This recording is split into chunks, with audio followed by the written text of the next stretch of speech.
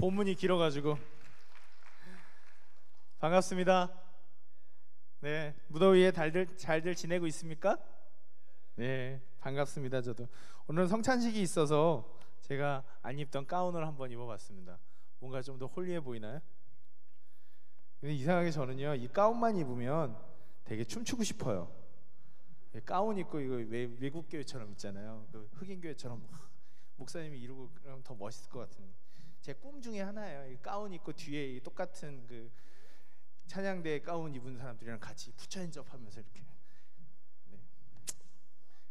언젠가 그런 날이 같이 한번 왔으면 좋겠어요. 네. 누구예요? 좋아요. 같이 합시다. 네. 지난번에 제가 젖은 장작이라고 설교할 때 엘리야하고 바알 아세라 선지자들이 850대 1로 싸웠다고 제가 얘기한 적 있었죠. 그죠? 기억나나요? 다 아는 얘기죠. 그래서 결국 하늘에서 불이 떨어져서 누가 이겼어요? 엘리야가 이겼죠. 그죠? 그래서 엘리야가 그 850명을 다 죽여버렸어요. 왜냐하면 서로 목숨을 걸고 한 싸움이었거든요. 그래서 다 죽여버렸고, 그리고 아합도 이제 정말 엘리야가 말하는 하나님이 진짜 신이구나 라고 이제 믿는 것처럼 그렇게 보였어요.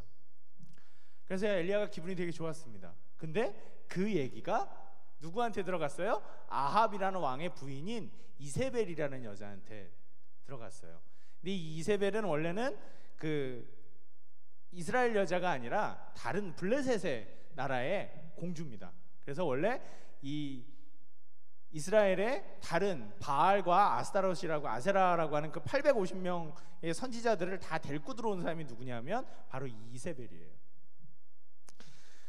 그래서 분명히 엘리야가 그 신비로운 대결에서, 신의 능력의 대결에서 엘리야가 이겼음에도 불구하고, 그래서 모든 사람들이 다 이 사람 눈앞에 보는 데서도 하나님이 그 능력을 증명했음에도 불구하고, 그걸 보면 이세벨이 그래, 이제 내가 하나님을 믿을게, 이래야 정상인데, 오늘 1절에 딱 보니까 뭐라 그래요? 19장 1절에 보니까 2절이구나.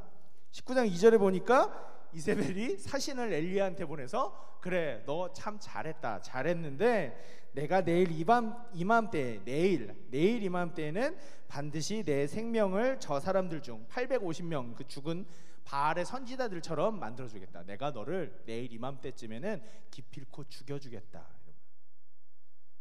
이 말은 무슨 말을 의미하냐면 이세벨은 돌아서지 않는다라는 거예요.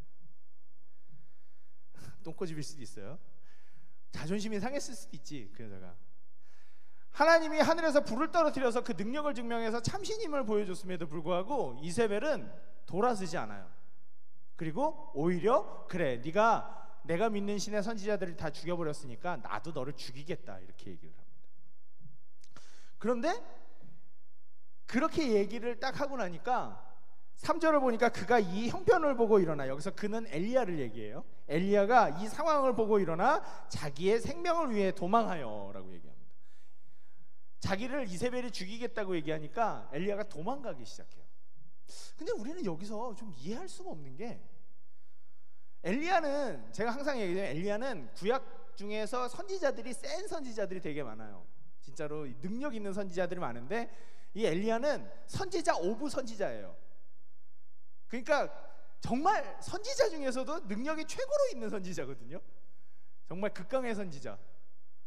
불가능이 없어요, 이 사람한테는. 그냥 사람 죽어 이러면 죽어요, 사람이. 살아 이러면 살고, 뭐 생겨 이러면 생기고, 뭐 이런 사람이에요.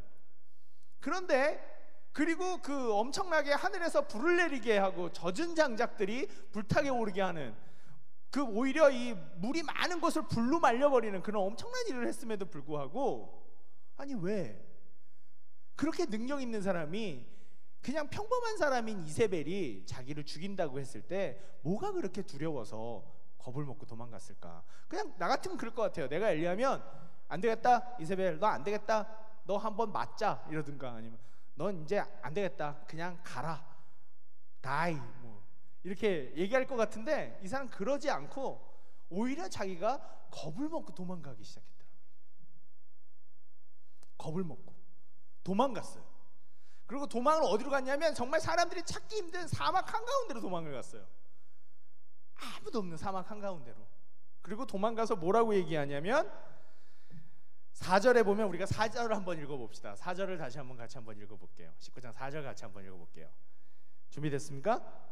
19장 4절 시작. 자기 자신은 광야로 들어가 하룻길쯤 가서 한 로뎀나무 아래에 앉아서 자기가 죽기를 원하여 이르되 여호와여 넉넉하오니 지금 내 생명을 거두시옵소서. 나는 내 조상들보다 낫지 못하나이다 하고. 아멘. 이 사람이 뭐라고 얘기하냐면 하나님 절 좀 죽여주십시오 이렇게. 하나님 저 이제 어차피 일이 이렇게 됐고 이러니까 하나님 저는 이제 제 생명을 거둬주십시오. 더 이상 저는 뭐 살 힘도 없고 살 의미도 없습니다. 막 이러면서 죽여주십시오 이러고 있는 거예요. 근데 좀 이해가 안 가잖아요. 이 사람 어떻게 이렇게 180도로 확 180도로 이렇게 최고조에 있다가 이렇게 가장 바닥으로 이렇게 사람이 훅 하고 떨어질 수가 있을까? 도대체 왜 이럴까? 저는 항상 이 본문을 읽으면서 별로 이해가 안 됐었어요. 왜 그럴까? 이 극강의 선지자가 그냥 가서 능력으로 그냥 불을 확 내려가지고 왕궁을 불사질러 버리고 그냥 다 죽어! 이래버리면 그냥 다 죽을 텐데 이 사람은 왜 그걸 못하고 이 사람이 이러고 있을까? 참 궁금했어요. 그리고 거기다가 왜 이렇게 깊은 절망 속에 사람이 빠져 있을까? 근데 그 이유를 말씀을 묵상하다 보니 그 이유를 알게 된 것은 뭐냐면 엘리야가 원했던 건요 단순히 아합과 이세벨을 타도하는 게 아니었어요. 아합과 이세벨을 쳐부셔가지고 이 우상의 세력들을 말살하자 이게 아니었다고요. 진짜로 엘리야가 원했던 건 뭐냐면 그러니까 엘리야가 만약에 그런 타도를 원했다면 정권을 무너뜨리고 이 아합과 이세벨을 그냥 벌 주는 걸 원했다면 이 사람이 이런 싸움을 하지도 않았을 거예요. 이 사람은 원래부터 그냥 왕궁으로 쳐들어갔었으면 되는 거예요. 근데 이 사람은 그러지 않았다고요. 굳이 하나님이 참신인 것을 모든 사람들 앞에서 증명하는 싸움을 했어요. 그래서 결국 엘리야가 아합과 이세벨에게, 특별히 이세벨에게 원했던 것은 뭐냐면 이세벨이 개종하기를 바랬던 거예요. 우상을 버리고 누구에게로 돌아오기를 바랬다? 하나님께로 돌아오기를 바랬다. 그래서 하나님이 참신인 것을 이세벨에게도 보여주기 위해서, 아합과 이세벨에게도 보여주기 위해서 공개적으로 하나님이 살아계신 신이다, 이 땅을 정말로 다스리는 분이다라는 걸 증명한 거죠.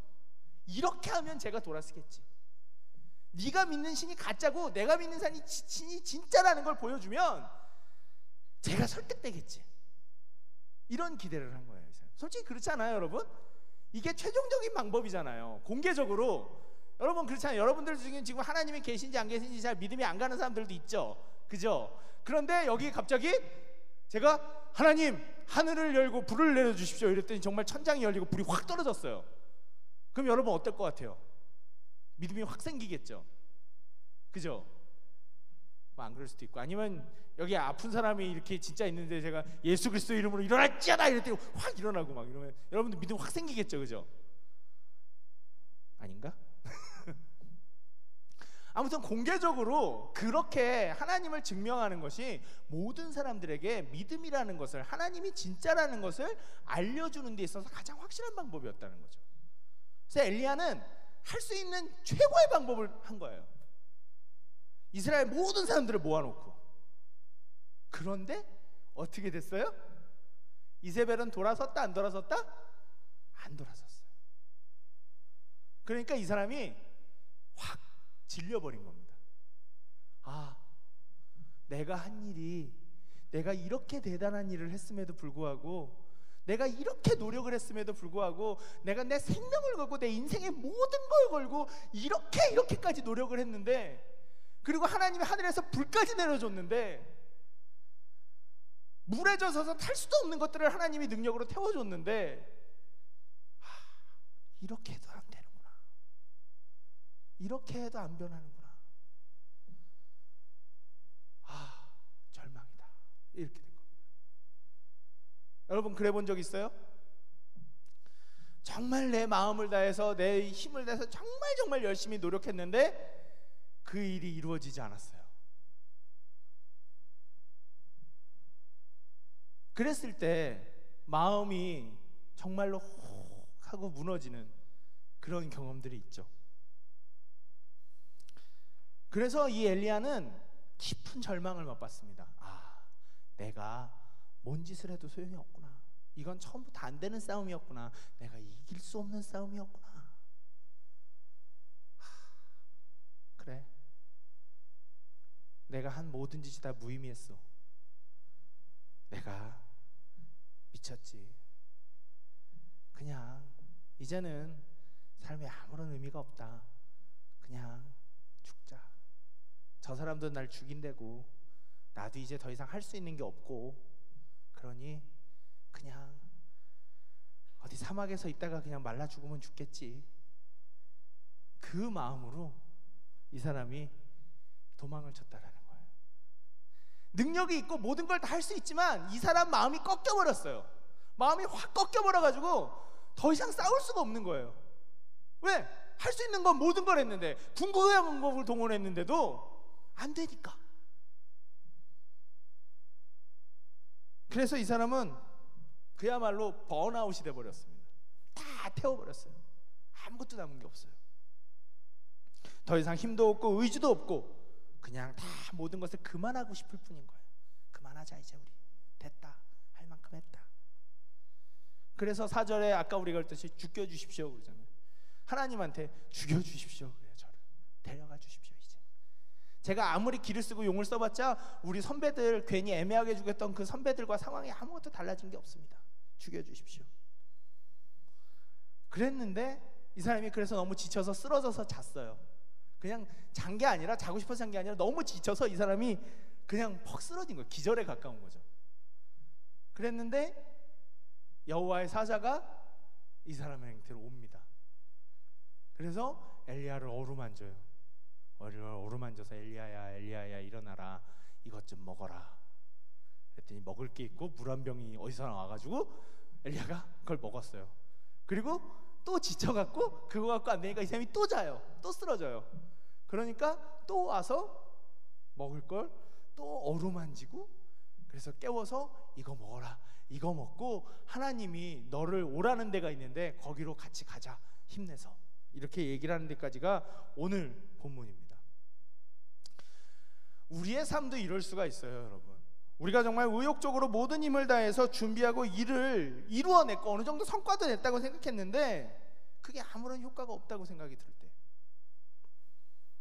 아무런 효과가 없을 때, 진짜 그런 상황의 반전이 일어나지 않을 때, 그리고 또 내가 계획하고 준비했던 것들이 원하는 대로 이루어지지 않을 때, 그리고 내가 감당할 수 없는 일들이 계속해서 일어나기 시작할 때, 너무 힘든 일들이 내 삶에서 뻥뻥뻥뻥 터지기 시작할 때, 정말 우리는 깊은 좌절을 맛보고 무기력함 속에서, 무력함 속에서, 내가 정말 아무것도 할 수 있는 게 없구나라는 그 무력함 속에서 아무것도 할 수 없는 상태가 될 수가 있습니다. 삶을 자포자기 하고 싶을 때도 있죠.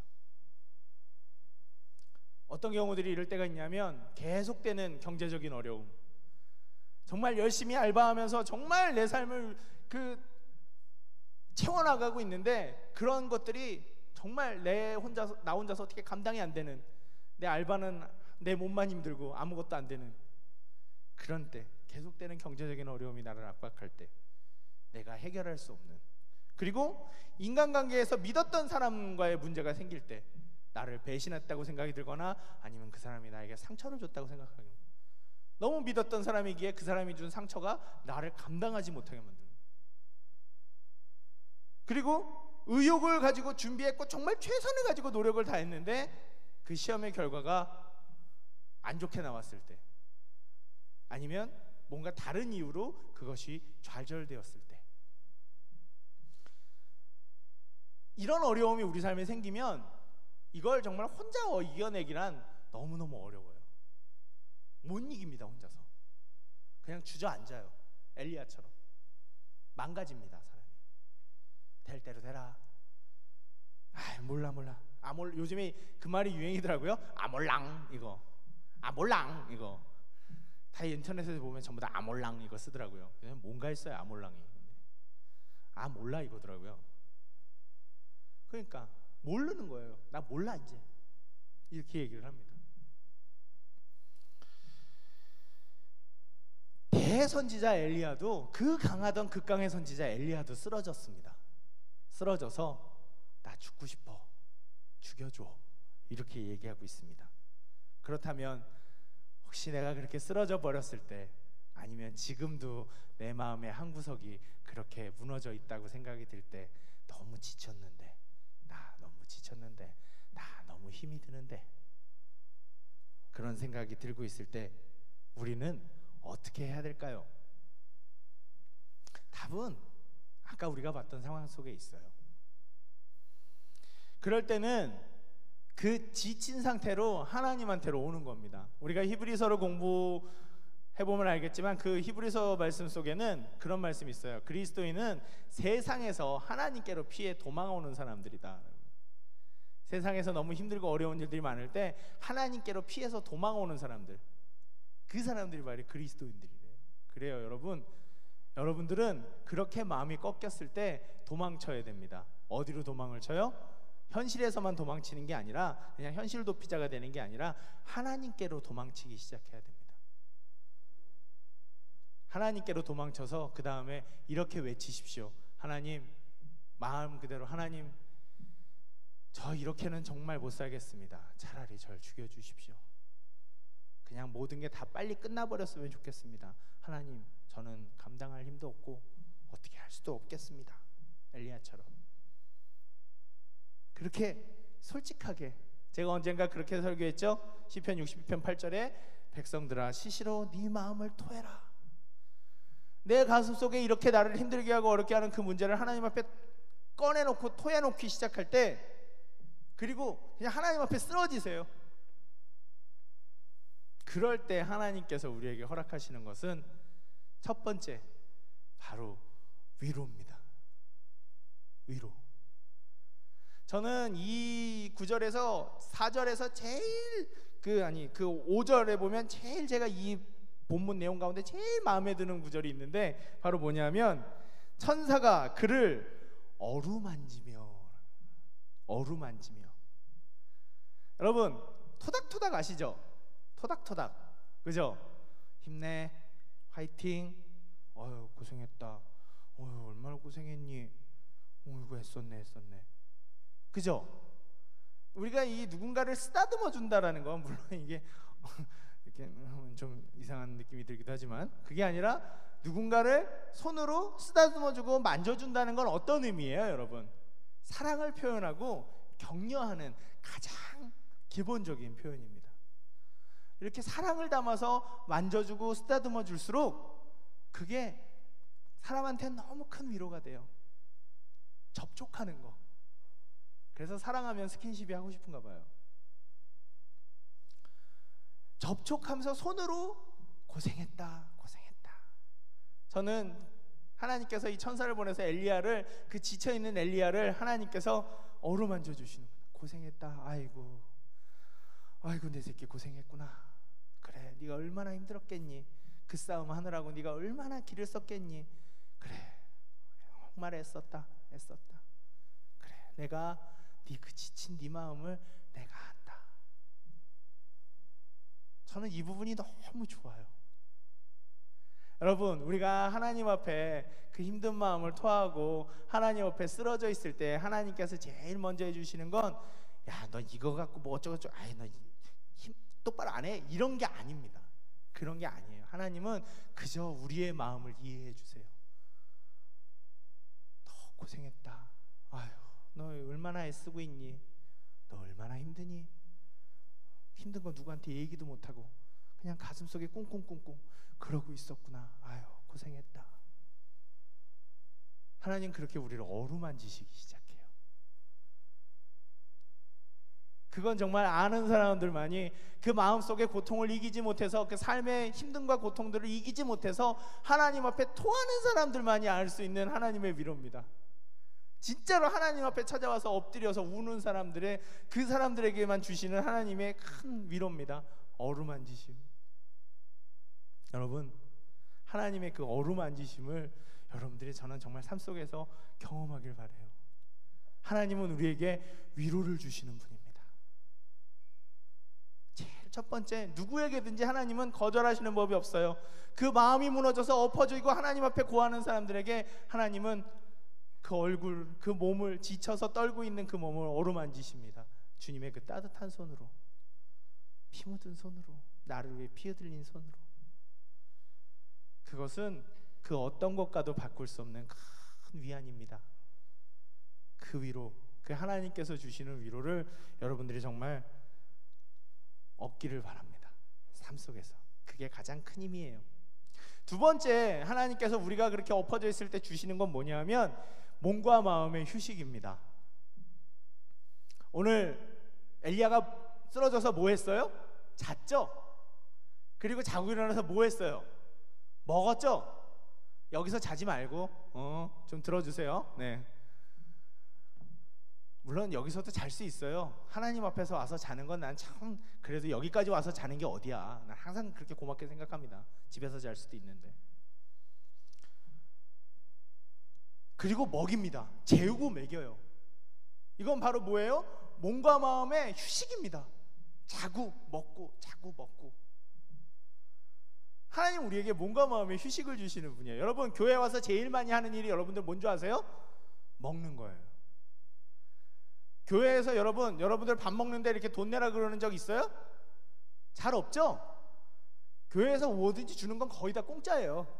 거의 다. 고맙잖아요. 우리 점심 공짜로 먹죠, 여러분.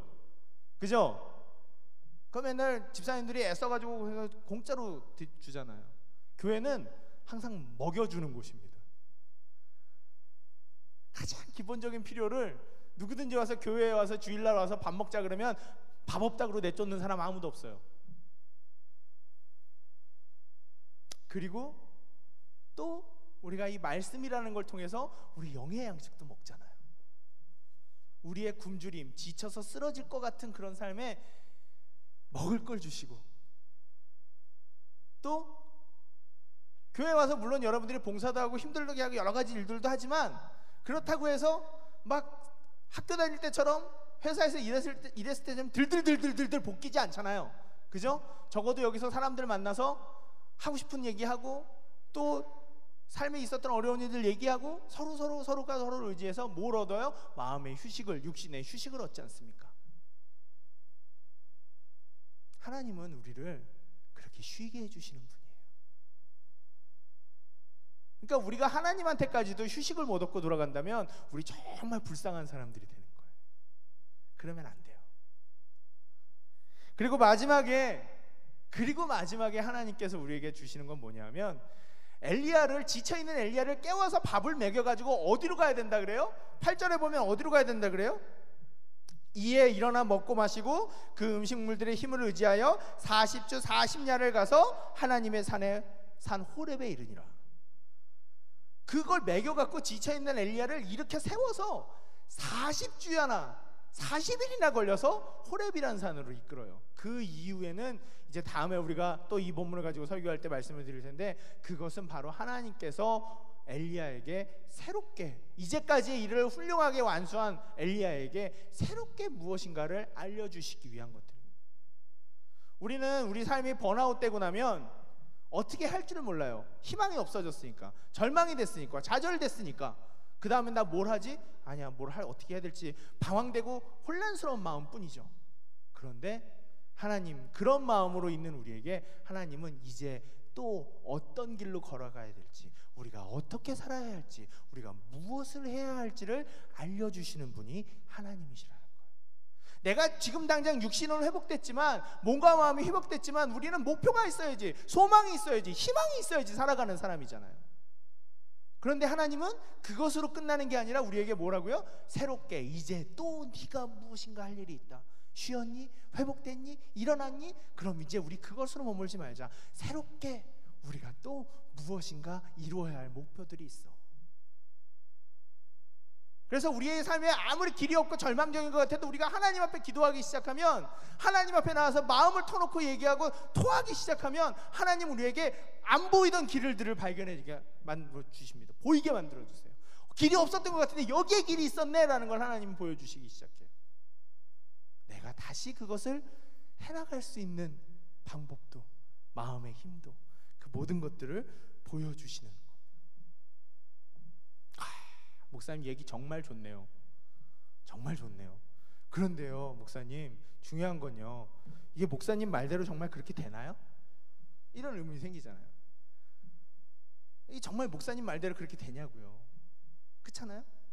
목사님 좋은 말은 했지만 이게 정말 그 말대로 될 것 같은, 솔직히 잘 모르겠다는 거죠. 맞아요, 여러분. 그런 의문이 생길 수 있어요. 저는 그래서 이렇게 얘기하고 싶습니다. 여러분, 우리가 오늘 뭘 하죠? 성찬식을 하죠? 그죠?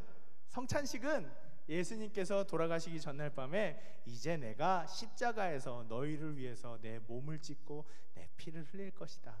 내가 너희를 위해서 모든 것을 다 줄 건데, 내가 너희를 사랑한다는 증거를 보여주기 위해서 내가 너희들에게 모든 것을 다 줄 건데, 이 오늘 성찬이라고 하는 이 떡을 먹고 잔을 먹는 이것을 통해서 너희들이 그것을 재현할 수는 없으니 이걸 통해서 내가 너희들에게 준 사랑, 내가 너희들을 향한 마음, 내가 너희들을 향한 그 심정을 너희들이 마음속에 정말 느끼길 바란다. 결국 이건 무엇이냐면, 이 성만찬이라는 것은 하나님께서 나에게 해주신 이 일들이 얼마나 고마운지, 하나님께서 나를, 가장 간단하게 얘기해서 하나님께서 나를 얼마나 깊이 사랑하시는지, 그걸 이 퍼포먼스를 통해서, 이 떡을 먹고 잔을 마시는 이걸 통해서 우리가 마음속에 되새기기 시작하는 거예요. 결국 이 말대로 오늘 엘리야에게 하나님께서 주셨던 이 위로와 평안과 회복이 우리 삶에도 꼭 일어날 거라는, 하나님 앞에만 나오면 일어날 거라는 그 보장은 어디에서부터 나오냐면, 하나님이 나를 생명으로 사랑하셨다는 그에서부터 나오기 시작하는 겁니다. 우리가 죄인 됐을 때 그리스도께서 우리를 위하여 죽으심으로 우리가 우리를 향한 하나님의 사랑을 확증하셨느니라. 로마서 5장 8절. 여러분, 하나님은 여러분을, 지난번에도 얘기했지만 하나님은 여러분들을 뭐 하신다고요? 사랑한다고. 나를 뭐 한다고요? 너무 사랑한다. 목숨을 걸고 사랑한다. 그 목숨을 걸고 사랑하는 존재를 하나님이 이런 식으로 회복시키지 않겠냐고요. 그 사람이 지쳐서 쓰러져서 죽어가는 마음으로 하나님 앞에 나왔는데 하나님이 이렇게 이 사람을 회복시키지 않겠냐고요. 이 말씀을 믿고 하나님 나도 좀 회복시켜 주십시오, 이런 마음으로 나온 사람들을 하나님이 야 넌 가, 이렇게 얘기하시겠냐고. 아니요, 절대로 그렇지 않아요. 절대로 그렇지 않습니다. 하나님이 만약에 그렇게 얘기하신다 그러면 제가 목사직을 그만두겠습니다. 제 인생을 걸고 그렇게 얘기할 수 있어요. 하나님은 절대로 하나님 앞에 나와서 쓰러진 사람들을 절대로 외면하지 않으십니다.